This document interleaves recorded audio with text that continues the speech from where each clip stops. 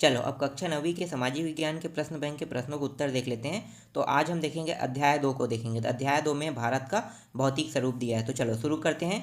तो यहाँ पे सबसे पहले हम देख लेते हैं, सही विकल्प चुनकर लिखे देख लेते हैं। तो पहला प्रश्न है यहाँ पे, भारत का सबसे ऊंचा पर्वत कौन सा है। ठीक है, तो सबसे ऊंचा पर्वत कौन सा है, तो हिमालय पर्वत। तो यहाँ पे आंसर क्या लेना है, आपको हिमालय लेना है।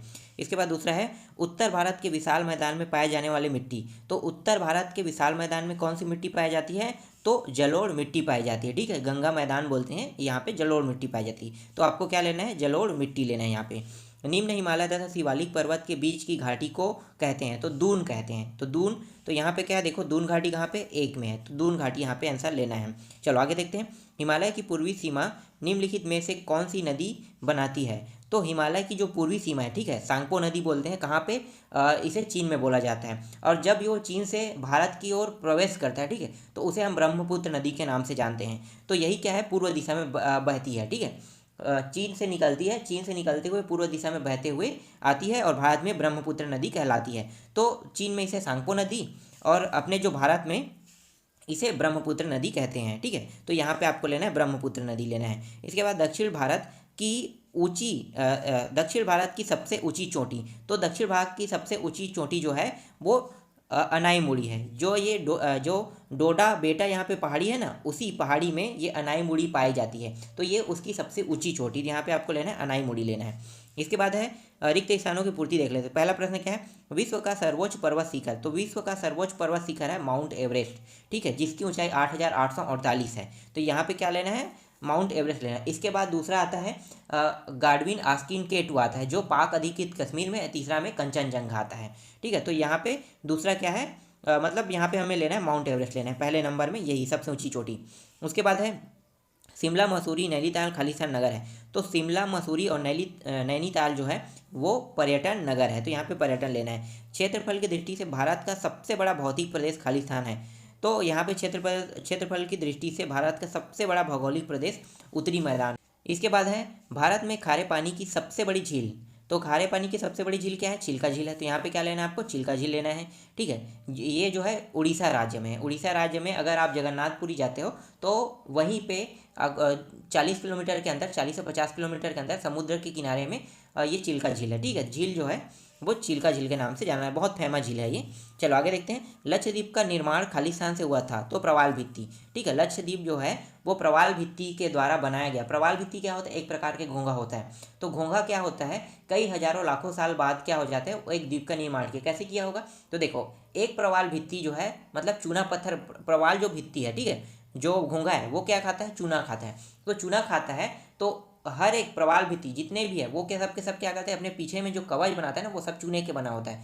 तो सभी प्रवाल भित्ति क्या करते हैं, चूना खाते हैं। तो एक जब चूना खाता है, अपने लिए जब खाना पा जाता है, तो हमेशा वो खाना खाते रहता है जब तक कि वो उसकी मृत्यु ना हो जाए। उसके बाद दूसरा जो है उसके चूना को खाता है, फिर तीसरा उसके चूने को खाता है। तो इस तरह से क्या होता है, एक प्रवाल भित्ति बन जाता है जो द्वीप का निर्माण कर लेता है। तो चूना से बना हुआ द्वीप, अगर ऐसा भी क्वेश्चन आता है तो लक्षद्वीप को आपको लेना है। ठीक है, जो प्रवाल भित्ति से बना है।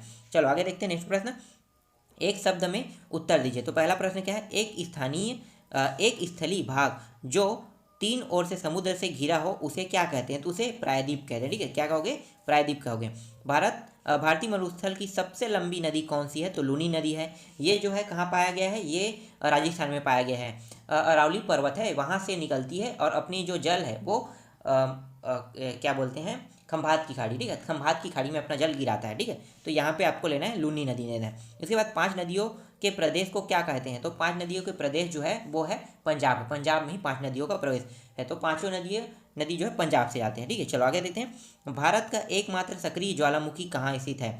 तो सक्रिय ज्वालामुखी जो है वो बैरन द्वीप पर है। ये जो द्वीप है, ठीक है, बैरन द्वीप जो है, ये जो द्वीप है वो कहाँ पाया जाता है, निकोबार द्वीप समूह में। ठीक है, निकोबार द्वीप समूह के अंदर बैरन द्वीप आता है, वहाँ पे सक्रिय ज्वालामुखी पाया जाता है। यहाँ पे आपको लेना है बैरन द्वीप लेना है। इसके बाद है काराकोरम पर्वत श्रेणी हिमालय के किस भाग में स्थित है। तो यहाँ पे आंसर लेना है महान हिमालय लेना है, महान हिमालय में स्थित है। चलो आगे देखते हैं, सत्य असत्य देख लेते हैं। सत्य असत्य में पहला प्रश्न है, हिमालय की सबसे लंबी श्रृंखला को शिवालिक कहा जाता है। तो ये सही है कि गलत है, ये सही है। दोआब का अर्थ नदी की प्रारंभिक अवस्था है, ये भी सही है। नल एवं दलदली क्षेत्र तराई क्षेत्र कहलाते हैं, ये भी सही है। दक्षिण का पठार एक त्रिभुजाकार भूभाग है, ये भी सही है। ठीक है, इसके बाद है उडमंडलम, ठीक है, जिले कोडाईकनाल भी कहते हैं, ये गलत है। अब इसके बाद देख लेते हैं सही जोड़ी मिलाओ, देख लेते हैं। पहला प्रश्न है यहाँ पे माउंट एवरेस्ट, ठीक है, माउंट एवरेस्ट क्या है? सबसे ऊंची चोटी। तो इसकी जो ऊंचाई है वो कितनी है? 8,848, मैंने पहले ही बताया था। तो यहाँ पे आपको लेना है 8,848 लेना है, ठीक है। इसके बाद कंचनजंगा है। कंचनजंगा जो है वो भारत की सबसे ऊंची चोटी है। तो यहाँ पे भारत के लेना सबसे पहले में भारत की अगर सबसे ऊंची चोटी कहा जाता है तो गाडविन आस्किन K2 लेना है। क्यों? क्योंकि पाक अधिकृत कश्मीर में, और भारत पाक अधिकृत कश्मीर को भारत का ही अभिन्न अंग मानते हैं, ठीक है। तो वो सबसे ऊंची चोटी भारत का। इसके बाद है मजोली। मजोली को आपको लेना है, नदी द्वीप है, ठीक है। तो यहाँ पे मजूली लिखा है, ये शायद मौजली द्वीप है, ठीक है, मौजली द्वीप जो है, ठीक है। तो नदी द्वीप बोलते हैं इसे। चलो आगे देखते हैं। बरखान। बरखान को आपको लेना है बालू का टीला में लेना है। इसके बाद सक्रिय ज्वालामुखी है। सक्रिय ज्वालामुखी क्या है? बैरान द्वीप है, ठीक है। तो यहाँ पे आपको बैरान द्वीप में लेना है। दक्षिण का पठार। दक्षिण का पठार क्या है? उत्तर कचार पहाड़ी लेना है। चलो अब लघुत्तरीय प्रश्न क्रमांक को देख लेते हैं। तो भारतीय मरुस्थल को समझाइए। तो भारतीय मरुस्थल को समझाते हैं, ठीक है। तो इसका आंसर क्या होगा? तो देखो यहाँ पे इसका आंसर लगा हुआ है, क्या है? मरुस्थल। तो अगर मरुस्थल का जिक्र हो तो आपके दिमाग में सिर्फ एक ही शब्द आना चाहिए कि राजस्थान। राजस्थान पूरे भारत में हमारा सिर्फ एक ऐसा राज्य है जहाँ पे रेत पाया जाता है, ठीक है। पूरी तरह से रेत वाला राज्य कौन है? राजस्थान। तो आपको राजस्थान लेना है। इसके बाद कुछ कुछ हिस्सों में भी पाया जाता है, जैसे कि यहाँ पे हरियाणा है, गुजरात है, पाकिस्तान है, ठीक है। यहाँ पे कुछ कुछ हिस्सों में उसके एरिया आसपास के एरिया में भी पाया गया है। तो ये आंसर आपको लिखना है। चलो आगे देखते हैं नेक्स्ट प्रश्न। अगला क्या है? भारतीय मरुस्थल के निर्माण का मुख्य कारणों को लिखिए, ठीक है। तो भारतीय मरुस्थल के निर्माण का मुख्य कारण क्या हो सकता है? तो देखो भारतीय मरुस्थल के जो मुख्य कारण है वो है वनों की अंधाधुंध कटाई, ठीक है। वहाँ पे वन ही नहीं होते थे, मतलब वन थे उसे काट दिया गया, काटा तो वहाँ पे क्या हो गया? बारिश होना भी बंद हो गया। जहाँ पे पेड़ नहीं होता वहाँ पे बारिश बहुत कम होता है, याद रखना इस बात को। जहाँ पेड़ होता है वहाँ पे सबसे अधिक बारिश होता है। इसका कारण क्या है? इसका कारण ये है कि जहाँ पेड़ रहेगा वहाँ पे क्या होगा? वहाँ पे ठंडकता रहेगा, और ठंडकता रहेगा तो पानी जो है वो ठंडा ही एरिया को खींचता है। तो जहाँ ठंडा होता है वहाँ पे बारिश भी बहुत होता है। तो ये आप समझ सकते हैं तर्क के हिसाब से। जैसे पहाड़ी नुमा ढलान में सबसे ज़्यादा बारिश होता है, क्यों होता है? क्योंकि जैसे जैसे मानसून जो है वो पहाड़ के ऊपर चढ़ते जाता है उसका तापमान गिरने लगता है, जिसके कारण क्या होता है? पहाड़ी एरिया में सबसे ज़्यादा बारिश होता है। आप हमेशा सुने होंगे हिमालय पर्वत एरिया में, जो हिमाचल प्रदेश है उससे जुड़े हुए उत्तराखंड है, ठीक है। तो उन सब एरियो में सबसे ज़्यादा होता है। जैसे बिहार से ऊपर में क्या है? नेपाल है। तो इसीलिए वहाँ पे भारी बारिश होता है और बाढ़ भी आता है, यही कारण है, ठीक है। इसीलिए वहाँ पे होता है। और यहाँ पे जो मैंने कारण बताया वो आप लोग देख लेना, यहाँ पे आंसर भी लगा है, सब चीज़ बताया हुआ है, चेक, ठीक है। चलो आगे देखते हैं नेक्स्ट प्रश्न। इसके बाद है भारतीय द्वीप समूह का सविस्तार वर्णन कीजिए। तो भारतीय द्वीप समूह के सविस्तार वर्णन करते हैं। टोटल द्वीप कितने पाए गए भारत में? 1208 द्वीप पाए गए हैं। अब इनमें से छोटे बड़े द्वीप जो द्वीप हैं, कुछ जो फेमस द्वीप है, जैसे कि अंडमान निकोबार द्वीप समूह है, ठीक है। अंडमान भी अलग द्वीप है, निकोबार भी अलग द्वीप है, और ये जो है बंगाल की खाड़ी में पाया गया है। और जो लक्षद्वीप है ये जो है ये प्रशांत महासागर में, ठीक है, हिंद महासागर के नीचे ऊपर एरिया में थोड़ा सा किनारे में, तो प्रशांत महासागर के अंतर गिनती आता है। तो ये पाया गया प्रशांत महासागर में पाया गया है, ठीक है। तो ये सब आपको आंसर में लिखना है। चलो आगे देखते हैं नेक्स्ट प्रश्न। इसके बाद है प्रवाल से आप क्या समझते हैं? प्रवाल के प्रकारों को लिखें। तो देखो प्रवाल क्या है? तो प्रवाल कम समय तक जीवित रहने वाले सूक्ष्म प्राणी है जो समुद्र में समूह में रहते हैं। इसे हम क्या कहते हैं? प्रवाल। प्रवाल के बारे में मैंने इससे पहले आपको समझाया था, प्रवाल भित्ति, ठीक है। प्रवाल भित्ति के बारे में बताया था, कैसे बना था प्रवाल भित्ति, तो वो पूरा पूरा कारण आप लिख सकते हो इसमें। अब यहाँ पे प्रवाल के प्रकार है, प्रवाल रोधिका, तटीय प्रवाल भित्ति, प्रवाल वलय, ये सब सब सब क्या है? इसके प्रकार है। चलो आगे देखते हैं नेक्स्ट प्रश्न। इसके बाद है खादर और बांगर में अंतर बताइए, ठीक है। तो यहाँ पे एक मिनट ना, पर इसके पहले ऊपर में क्या पढ़ा? हाँ, तटीय मैदान है। तटीय मैदान को कितने भागों में बांटा गया है? विस्तार से वर्णन कीजिए, ठीक है। तटीय मैदान को दो भागों में बांटा गया है, एक पूर्वी तटीय मैदान और एक पश्चिमी तटीय मैदान होते हैं। पूर्वी तटीय मैदान के बारे में देखो यहाँ पे लिखा हुआ है, ठीक है। तो ये पूरा पूरा आपको लिखना है। पूर्वी तटीय मैदान जो कहाँ से कहाँ शुरू होता है? जो गुजरात से शुरू होकर कन्याकुमारी मतलब केरल राज्य तक खत्म होता है पूर्वी तटीय मैदान। और पश्चिमी तटीय मैदान का क्या होता है? पश्चिम जो तटीय मैदान है, इसका आंसर यहाँ पे लगा, ठीक है। ये भी क्या होता है? ये जो शुरू होता है ये पश्चिम बंगाल से शुरू होता है, और मतलब पश्चिम बंगाल से शुरू होकर लास्ट क्या होगा? केरल राज्य तक ही खत्म होगा। तो ये इसका आंसर है। चलो आगे देखते हैं। इसके बाद खादर और बांगर में अंतर बताइए। तो खादर और बांगर में अंतर देखो, खादर प्रतिवर्ष बाढ़ों द्वारा निक्षेपित होने वाला नया जलोढ़, ठीक है, जलोढ़क है, मतलब नया मिट्टी है। और जो बांगर होता है वो पुराना मिट्टी होता है। बस इतना ही आपको ध्यान देना है। इसके बाद यहाँ पे देखो 3 टॉपिक है, तीनों टॉपिक को आपको याद करने हैं। चलो आगे देखते हैं। उत्तर की पर्वत श्रृंखला के कितने उपभागों में विभाजित किया गया है, वर्णन कीजिए। ठीक है, उत्तर की पर्वत को दो भागों में विभाजित किया गया। एक है उत्तर से दक्षिण विभाग और विभाजन, और दूसरा है पश्चिम से पूर्व विभाजन। ठीक है, दो भागों में। अब इसके बारे में अंदर में पढ़ लेते हैं। तो इसको भी तीन भागों में बांटा गया है, जैसे कि हिमालय के उत्तर से दक्षिण विभाजन को तीन भागों में बांटा गया। कौन कौन सी?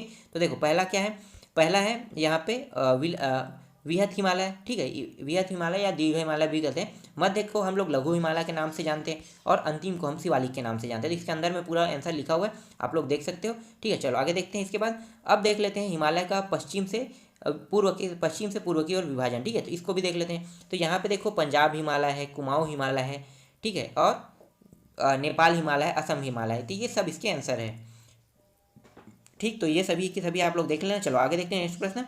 इसके बाद आते हैं, अगला प्रश्न है, दोआब से आप क्या समझते हैं, निर्माण प्रक्रिया को समझाइए। तो दोआब से हम क्या समझते हैं, निर्माण प्रक्रिया को हमें देखना है। तो देखो, दोआब क्या होता है? दोआब दो नदियों के बीच के क्षेत्र को दोआब कहते हैं। दोआब का मतलब अगर मैं साधारण शब्दों में कहूँ तो दोआब हम उसे कहते हैं जहाँ पे दो नदियाँ आपस में मिलती हैं, उसे हम दोआब कहते हैं। या हम ऐसे समझे, जो नदियाँ अपनी जल को बड़ी नदी में गिराता है उसे भी हम दोआब कहते हैं। दोआब की कई परिभाषा हो सकती है, अपने शब्दों में अगर ध्यान दो तो दोआब की कई परिभाषा होते हैं। ठीक है, तो ये सारे के सारे आप देख लेना। जैसे कि गंगा नदी जो है ये एक बड़ी नदी है, और उसमें यमुना नदी छोटी नदी है, वो अपना जल जहाँ पे गिराता है वहाँ पे क्या होता है, दो नदियों का संगम स्थान होता है, उसी को हम क्या कहते हैं, दोआब कह देते हैं। ये छोटा सा सिंपल शब्दों में इसका आंसर है। चलो आगे देखते हैं नेक्स्ट प्रश्न। इसके बाद है बांगर एवं खादर से आप क्या समझ सकते हैं। तो इसकी परिभाषा लिखना हमें, सीधी सी बात है। तो देखो, बांगर क्या होता है और खादर क्या होता है। तो मैंने अभी बताया था कि खादर जो है, ठीक है, बांगर जो है वो पुरानी मिट्टी है, और खादर जो है वो नई मिट्टी। कैसे होता है पुरानी मिट्टी नई मिट्टी? देखो, नदियाँ जब बाढ़ आती है, ठीक है, ध्यान देना, नदियाँ जो बाढ़ आती है तो नदियाँ जहाँ तक अपना पानी ले जाता है, ठीक है, पानी जहाँ तक होता है बाढ़ के माध्यम से, तो वहाँ पे क्या होगा, काप रहेगा ना, काप जो है वहाँ पे छोड़ देता है, तो वहाँ पे क्या आ गया, नई मिट्टी आ गया, तो वो क्या कहलाएगा, खादर। और उसके ऊपरी हिस्से में जहाँ तक पानी नहीं जाता वहाँ पे क्या रहेगा, मिट्टी पुरानी पुरानी रहेगा, तो वो क्या होगा, वो सब के सब बांगर रहेगा। ठीक है, तो खादर और बांगर आपको समझ में आ गया। बांगर नई मिट्टी है और खादर पुरानी मिट्टी है। चलो आगे देखते हैं इसके बाद नेक्स्ट प्रश्न। इसके बाद अगला है, भारत को कितने भौगोलिक विभागों में बांटा गया, सचित्र वर्णन कीजिए। तो इसका आंसर देख सकते हो। तो एक है हिमालय पर्वत श्रृंखला है, उत्तरी मैदान है, प्रायद्वीप पठार है, भारत मरुस्थल है, तटीय मैदान है और द्वीप है। इसका आंसर ये रहेगा। ठीक है, चलो आगे देखते हैं। इसके बाद है नेक्स्ट प्रश्न है, पूर्वी तटीय मैदान पश्चिम तटीय मैदान में अंतर। तो ये रहा, इसका अंतर देख लो। पूर्वी तटीय मैदान और पश्चिम तटीय मैदान में अंतर देख सकते हो। वही है जो चीज़ हमने अभी इससे पहले मैंने थोड़ी देर पहले बताया था ना, वही इसका आंसर है। जैसे कि मैंने क्या बताया, तटीय मैदानों को कितनों भागों में बांटा गया। तो ये दोनों को दोनों प्रश्न एक जैसे हैं। यहाँ पे अंतर कह दिया तो मैंने थोड़ा सा अलग तरीके से लगा दिया, बाकी सब के सब सेम टू सेम है। चलो आगे देखते हैं नेक्स्ट प्रश्न। भाबर और तराई में अंतर बताइए। तो देखो, भाबर और तराई क्या है। भाबर को मैंने बताया कि नई मिट्टी को भाबर कहते हैं। अब तराई क्या है, तराई को हम कहते हैं भाबर की पट्टी के दक्षिण सहिताएँ पुनः निकल जाती है, यहाँ नम तथा दलदली क्षेत्र का निर्माण करती है, उसे हम क्या कहते हैं, बीज। तो भाबर को आपको समझ में आ गया कि ये नई मिट्टी होती है। लेकिन तराई क्या होता है, तराई जो होता है वो दलदली स्थान को हम तराई के नाम से जानते हैं। सीधी सी बात है, सिंपल शब्दों में मैंने आपको ये समझा दिया। ठीक है, आप लोग देख सकते हो इसका आंसर। इसके बाद चलो आगे देखते हैं नेक्स्ट प्रश्न।